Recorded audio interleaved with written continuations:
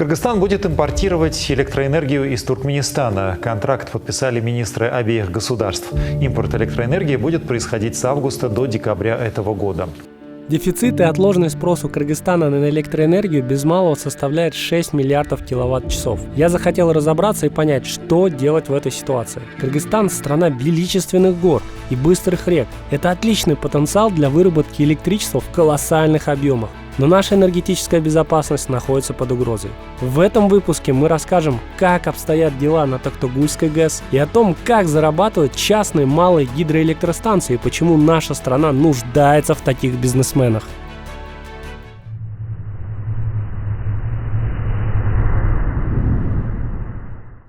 Ну вот сейчас мы разберем, как из маленькой вот этой речки получить зеленую электроэнергию. А вот мы подошли к концу нашего отстойника, и вот здесь вода течет довольно так медленно, чтобы тяжелые осадки упали на дно, а такие вот, которые там плавают, они вот через эту решетку уже не проходят. Дальше вода поступает в огромные трубы диаметром 1 метр и идут напрямую до гидроэлектростанции. Здесь находится поплавок, который передает информацию компьютеру, на каком уровне находится вода. Мы находимся в самом сердце гидроэлектростанции. Помните ту плотину, на которой мы были? Оттуда вода поступает через вот эти огромные трубы прямо сюда. Здесь она вот так вот аккуратно закручивается вокруг турбины. И есть вот такие вот отверстия. Через них вода подается на специальное колесо, которое раскручивает вал. И этот самый вал вот там вот уже при помощи генератора генерирует ту самую электроэнергию. Если воды мало, то напор регулирует при помощи вот этой гидравлической установки. Она поршнями перекрывает доступ воды вот к этому колесу. Таким образом, напор воды сохраняется. Вот наша гидроэлектростанция, все данные отображаются на этом компьютере. Что интересно, они отправляются онлайн, и в принципе из любой точки планеты можно смотреть за любыми показателями. Теперь эту электроэнергию нужно подать в сеть. И вот здесь начинаются еще некоторые трудности. Отсюда по этим проводам здесь где-то 6 киловольт. Выходит та самая электроэнергия, которую мы произвели. Здесь с одной подстанции 6 киловольт трансформируется в 10 киловольт и уже дальше подаются в общую систему. Еще классная фишка для местного населения. В чем польза гидроэлектростанции? Вода берется на самом-самом верху. Нужно взять ее как можно выше, чтобы был лучший напор, тогда ГЭС будет вырабатывать больше электроэнергии. Соответственно, там вода самая чистая. Более того, создается небольшая дамба, соответственно, вода отстаивается. Так вот, вода на выходе крайне чистая, ее можно пить. Например, вот на этом ГЭС реализован вот такой проект. Вот там, видите, внизу такой краник. Они подают питьевую воду отсюда уже прямо в село. Но чтобы разобраться в цифрах, конечно же, нам нужен человек, который все это сделал. И вот он, Нияз. Салам алейкум. Алейкум салам. Нияз, директор гидроэлектростанции. Нияз, ну сразу вопрос. Сколько инвестировали и какая мощность у этой станции? Проинвестировано более 3 миллионов долларов. Мощность станции составляет 3 мегаватта. Вообще правильно, Нияз, утверждать то, что, ну, допустим, любую гидроэлектростанцию считаешь, просто ее мощность мегаваттов умножаешь на $1 миллион? Я бы сказал нет и да. Почему? Потому что каждая станция, она уникальная. То есть одна станция не похожа на другую, и сметная стоимость будет сильно разниться. Но от $1 миллиона говорить, мне кажется, будет правильно. Давай теперь доходы посчитаем. Мы берем количество мегаватт, ну, допустим, 3000, да? Это получается 3000 киловатт. Абсолютно верно, да. умножаем на 24 часа в сутки, Да. умножаем на 365 дней в году. Вот это уже неправильно, потому что речка, она не является постоянной, то есть летнее время воды намного больше, в зимнее меньше. И когда вот мы спустимся вниз, я покажу то, что на данный момент она выдает чуть больше 1 мегаватта. Это еще раз подтверждение того, что сейчас наступил маловодный период и все гидроэлектростанции сейчас испытывают нехватку воды. Ну, тогда для подсчета доходов мы можем поставить какой-то коэффициент, правильно? Да. То есть умножили на 365 дней, но потом умножили на 0,70 или на сколько правильнее умножить? Считается то, что рентабельные более-менее речки начинаются от коэффициента 0,4, 40%. Ага. Ну и чем выше, тем лучше, конечно. 3000 киловатт умножаем на 24 часа в сутки, на 365 дней в году, а потом на этот коэффициент в зависимости от речки или на 0,4, или на 0,6, там, ну, в зависимости от того, какой год был. И дальше мы умножаем на тариф, вот тут уже самая интересная часть нашего диалога, почем, собственно, и кому это все продавать. Ну, во-первых, по закону в Кыргызстане каждая частная компания, получается, которая построила гидроэлектростанцию, в первую очередь имеет право реализовать ее своим частным потребителям. Ну вот Передающим сейчас, компаниям. середина августа 2021 года, какой тариф озвучен, по которому у вас будут покупать? Максимальному тарифу в Кыргызстане, который действует сейчас, Ага. это 2,24 тыина. Так. 2,24 сома, точнее, 224 тыина. За минус транзит по сетям, к которым вы подключены Распредкомпании. То есть, если подключены к сетям 10 киловольт, то размер транзита составляет 10 копеек, 10,86 тыин за транзит. То есть 2,24 минус 10,86, 2,14. 2,14. А я вот слышал какой-то тариф более 3 сомов. Это что за цифра? Это вот сейчас на обсуждении, по-моему, законопроекта, где максимальный тариф будет умножаться на коэффициент 1,3. Максимальный тариф тоже, получается, в новой среднесрочной тарифной политике хотят увеличить. Максимальный тариф будет равняться, по-моему, 2,52 умножить на 1,3. 3 будет. 3,27. Ага. Плюс НДС. Плюс НДС. Это все цены без НДС. Понятно. Если так посмотреть, то ты как инвестор, бизнесмен, при какой окупаемости тебе бы это все было интересно, и ты бы продолжал строить подобные гидроэлектростанции? Ну, мне кажется, этот вопрос можно также адресовать тебе. Ну, обычно 7 лет это дальше уже too much, на мой взгляд, Ну, да? да. Аналогично. Аналогично, мне кажется, в Кыргызстане, где размер инвестиций больше $1 миллионов, то рассматриваются варианты от 5 до крайний срок 7-8 лет. Вот подытоживаю, ребят, да, в плане вообще бизнеса в гидроэлектростанциях. При оптимальном инвестировании, вот прям $1 миллион на 1 мегаватт, да, при том, что у вас речка будет, хотя бы больше полугода чуть-чуть, да, выдавать нужную вам мощность, вы будете окупать свой проект при тарифе, который сейчас, возможно, примут, да, вот это 1,3 коэффициент. Вы будете окупать этот проект где-то там в районе 7-8 лет. И Без учета амортизации и обслуживания. Таким образом, да, он еще больше будет. он еще больше И будет. процентных ставок по кредиту. А теперь смотрите, стоимость киловатта для населения, сколько сейчас? Меньше суммы, по-моему. 77 тыин.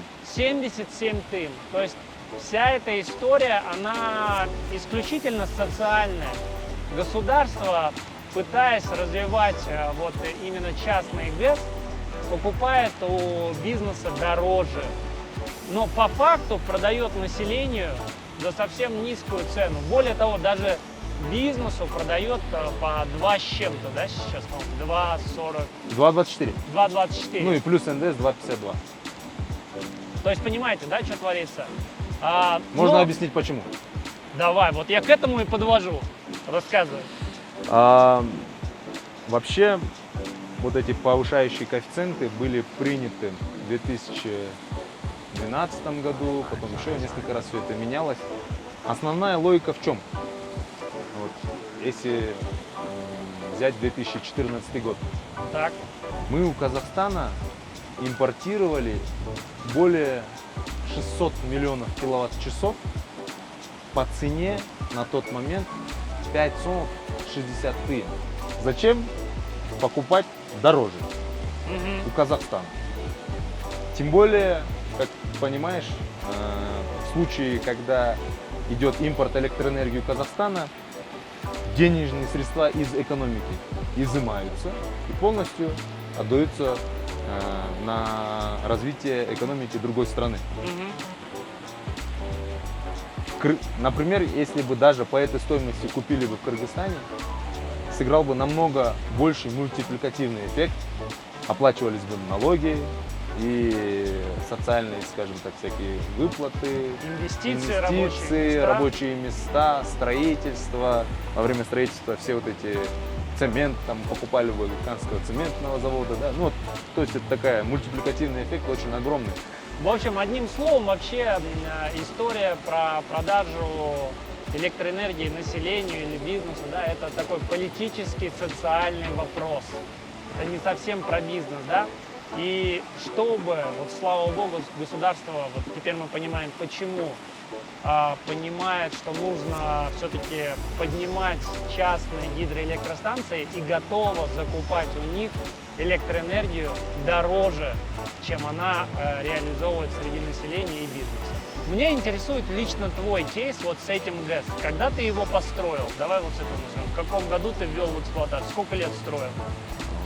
Мы строили его около года, А бумажки сколько собирал? тоже около года.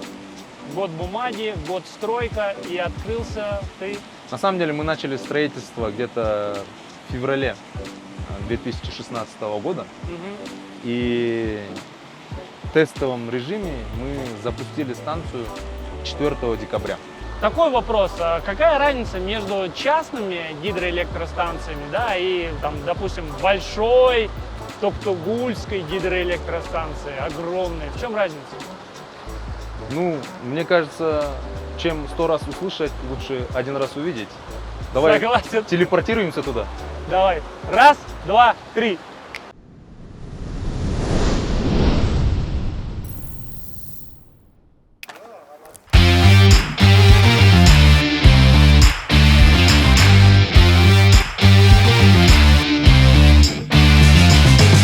Мне было очень интересно, как строилась Токтогульская ГЭС. Ведь река Нарын, она просто огромная, и остановить ее невозможно. И вот видите, вот этот туннель, оказывается, строители проложили через вот эту скалу такой огромный туннель, через который и проходила эта река во время строительства. За это время возвели, собственно, гидроэлектростанцию, и потом ее просто взорвали. Вот, сейчас это, ну, просто такой туннельчик, внутри никуда не пройти. Вот там, видите, справа от ГЭС есть такое место, где вытекает вода из небольшой трубы. Оказывается, вода все равно находит мелкие трещины, еще какие-то такие изъяны, назовем, да, но все это предусмотрено технически, и насосом все это откачивается. Еще один очень интересный, на мой взгляд, момент. Вот там наверху видны такие железные трубы. Они там неспроста. Оказывается, ну, естественно, это скалы, и когда камни падают, скорость падения крайне высокая, и если заденет человека, то, скорее всего, будет летальный исход. Так вот, через эти трубы подавалась вода наверх, и все эти скалы мылись под высоким давлением, чтобы ни одного камушка вниз не слетал. То есть, по сути, вот это все помыли. Можете себе представить? Ну, давайте теперь зайдем вовнутрь и посмотрим, как там все устроено.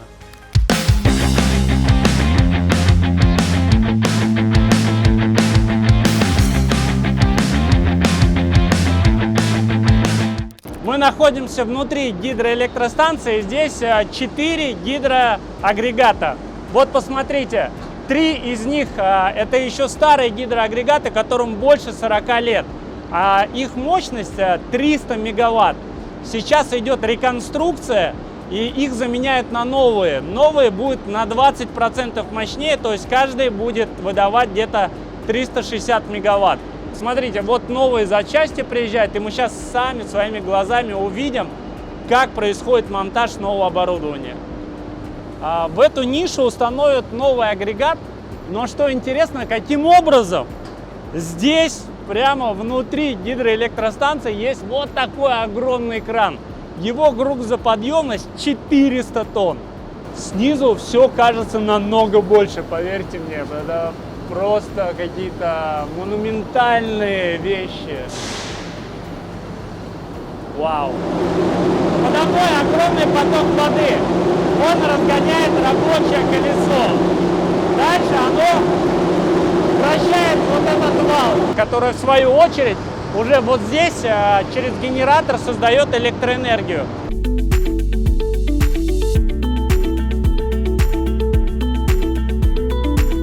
Мы находимся в центральном пульте управления. Это глаза и уши, и вообще мозг всей гидроэлектростанции. Здесь через вот эти камеры ведется учет всего. Там, собственно, сам пульт можно выключить, приостановить, включить любой агрегат. Ну, я вам скажу, похоже на что-то такое из фильмов из 20 века. Здесь есть своя бильярдная. Нет, конечно, это шутка, это указка. Мы находимся в центральном диспетчерском пункте Нижнего Каскада на Рынских ГЭС. Посмотрите, здесь есть огромный вот такой вот, ну, назвать его экраном нельзя, наверное, но пульт управления. Идемте сюда, я вам поближе покажу. Каскад Нижненарынских ГЭС – это, по сути, 7 ГЭС. 5 из них работают. Вот Учкурганская, самая старая, Шамалдысайская, Ташкумырская, Курупсайская, Токтугульская, собственно, здесь мы и находимся. Камбаратинская 2, здесь, видите, работает только один генератор, ну а Камбарата-1 еще не начали строить. Но в целом все это будет совместно работать. Предусмотрели это еще в Советском Союзе. Вообще меня не покидает ощущение, как будто я нахожусь в подводной лодке. Даже двери, посмотрите, какие они. Так вот, тыкс, и распираются. Все, даже арыки, посмотрите, арычки есть. Это просто в другом мире.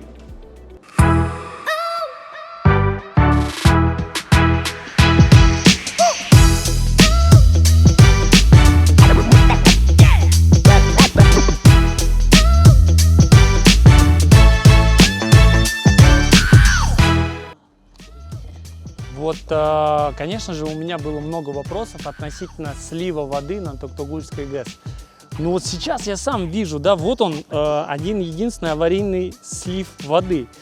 Более того, если даже сейчас мы захотим слить воду, если у нас нету достаточного уровня воды в нашем водохранилище, да, то вода не потечет.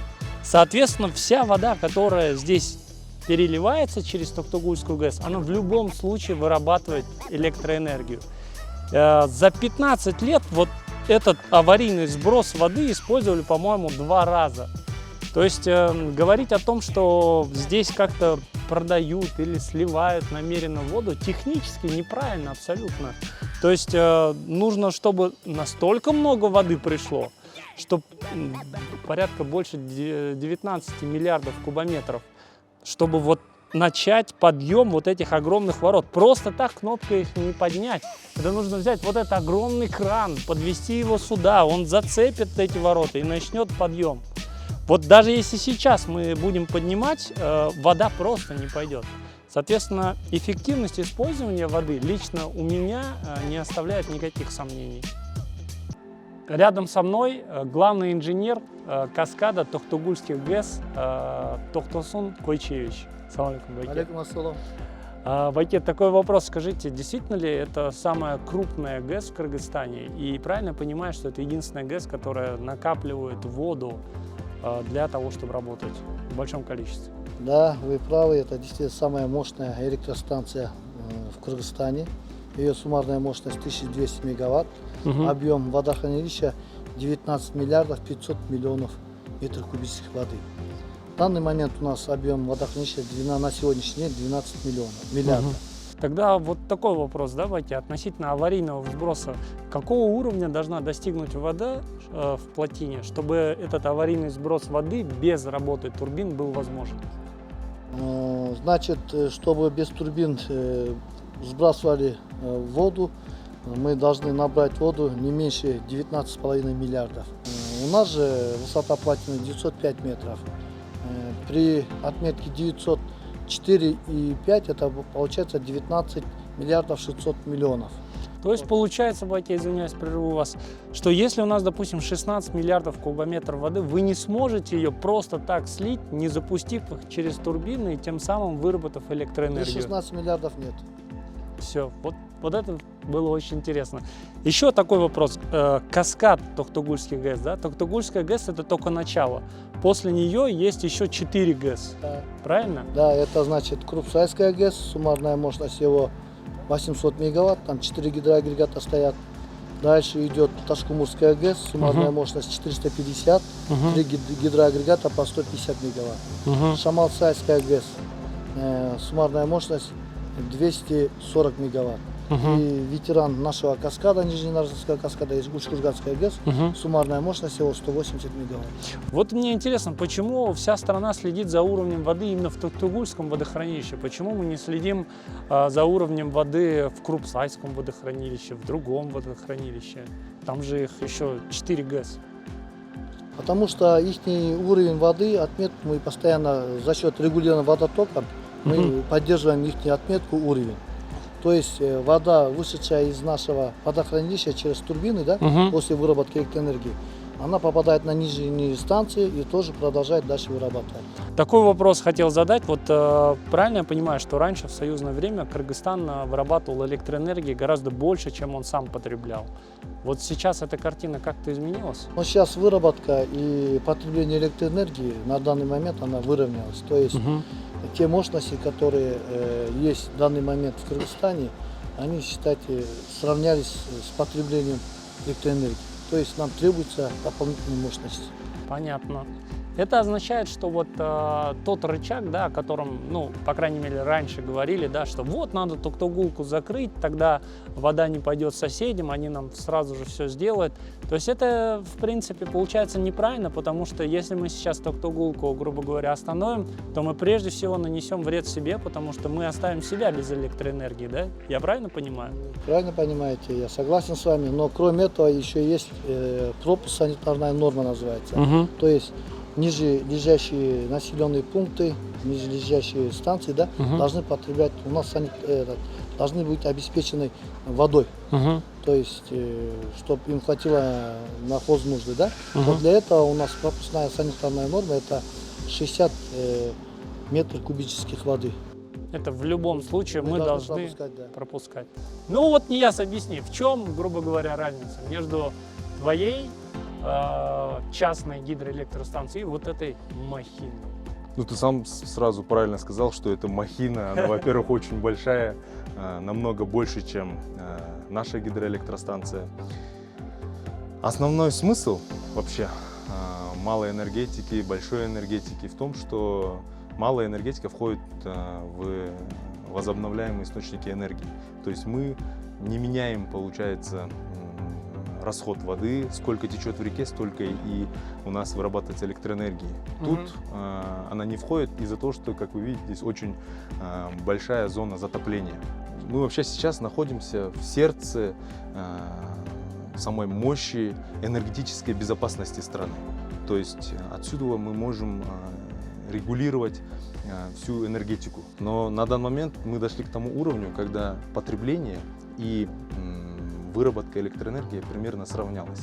И для того, чтобы у нас был вот этот политический рычаг, именно рычаг, скажем так, регулирования воды, да даже в нашем случае, когда нам нужно больше воды зимой, когда у нас Ты имеешь в виду частные? приток воды, нет, я именно про большие говорю, то что приток воды в зимнее время меньше. Мы в летнее время копим, а в зимнее время ее расходуем. Малые ГЭС как раз в этом помогают. для того, чтобы накапливать воду. Каким образом? Малый ГЭС, получается, летнее время вырабатывает много электроэнергии, и на это количество электроэнергии можно не попускать воду с Токтагульского водохранилища. Я понял. То есть, грубо говоря, твоя гидроэлектростанция частная 3 мегаватта, да? Да. Здесь 1200, то есть 400 вот таких станций маленьких твоих ставим. Все лето они вырабатывают ту же мощность, что это Токтагулка. При этом мы здесь просто все лето копим воду, которая приходит, да, и уже потом зимой, когда нужно, в нужном объеме это вырабатываем, тогда как твои, из-за того, что зима и речки как бы уже не такие полноводные, они, грубо говоря, отдыхают. Абсолютно верно. Вот он, симбиоз частного бизнеса, да, и огромных государственных вложений. Я думаю, мы к этому придем, я надеюсь.